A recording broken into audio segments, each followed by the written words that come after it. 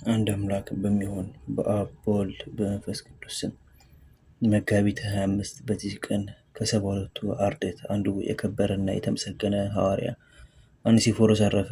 ይህም ከእስራኤል ልጆች ከብንያም ነገድ ነው። ወላጆችም የኦሪትን ሕግ የሚጠብቁ ናቸው። እርሱም ስራዎቹን ባየ ጊዜ ትምህርቶችንም በሰማ ጊዜ ጌታችንን ተከተለው ድንቅ የሆኑ ተአምራቶችን እየተመለከተ ጥቂት ቀን ተቀመጠ። ጌታችንም በሀገረ ናይን የመበለቲቱን ልጅ ባስነሳው ጊዜ ከዚያ ነበረ። ይህን አይቶ ወዲያውኑ አመነ። ሌላ ምልክትም አልሻም። ብልጭ ብልጭ ሲል የነበረ የአይሁድ የሕግ ፋናን ትቶ ወደ እውነተኛ ፀሐይ ወደ ጌታ ኢየሱስ ቀርቦ ደቀ መዝሙሩ ሆነው እንጂ። ጌታችን ኢየሱስ ክርስቶስም ካረገ በኋላ በጽዮን አዳራሽ አጽናኝ መንፈስ ቅዱስ በወረደ ጊዜ ከሐዋርያት ጋር የመንፈስ ቅዱስን ጸጋ ተቀብሎ ሐዋርያትንም በመከተል በብዙ ሀገሮች ውስጥ አስተማረ። ሐዋርያትም በሀገረ አቴና ኤጲስቆጶስ አድርጎ ሾሙት። በውስጧም ወንጌልን በመስበክ ብዙዎችን አሳመነ። የክርስትና ጥምቀትንም አጠመቃቸው። በትምህርቱና በምክሩ እውቀት እንዲያድርባቸው አደረጋቸው። በትምህርቱም ከደዌ ሥጋ ከደዌ ነፍስ ፈወሳቸው። ተጋድሎንም በፈጸመ ጊዜ በሰላም አረፈ።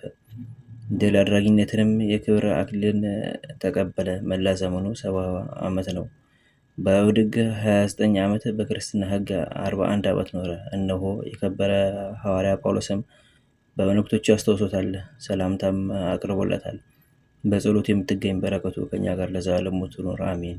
አንድ አምላክ በሚሆን በአብ በወልድ በመንፈስ ቅዱስ ስም መጋቢት 26 በዚህ ቀን የከበረችና የተመሰገነች ድንግልኒቱ ኢዮጵራክስያ አረፈች። ዘአቅረብኩ ማሕሌተ ዘኪርያ ይላፈ እምለተ ጸምዶከ ዘልፈ ለላነብቶ ከፍዜኔት የመጻፈ ተደሰከ እግዚኦ ጸሪቀኑቱ ጎፈ እመላው ውላን ዘተርፈ ነቢያት ቅዱሳን ሐዋርያት ሰባክያን ሰማዕታት ወጻድቃን ደናግል አዲ ወመነኮሳት ሄራን ባርኩ በዛቲ መካን እስከ ገይሊ ቦን ህፃን ለጻፈ ብታስ ወለዛ ጻፎን ተድረስ ወለዛ አምቦ ተርጎመ ሳዲስ ወለዛ ሰማ ቃሉ ዝነፈስ ጸሎተሙ ማርያም አለቂተ ሁሉ አምባስ አቡረ ማረነ ኢየሱስ ክርስቶስ በቅዱሳኑ ጸሎት ጠብቀን በረከታቸውም ከኛ ጋር ትኑር።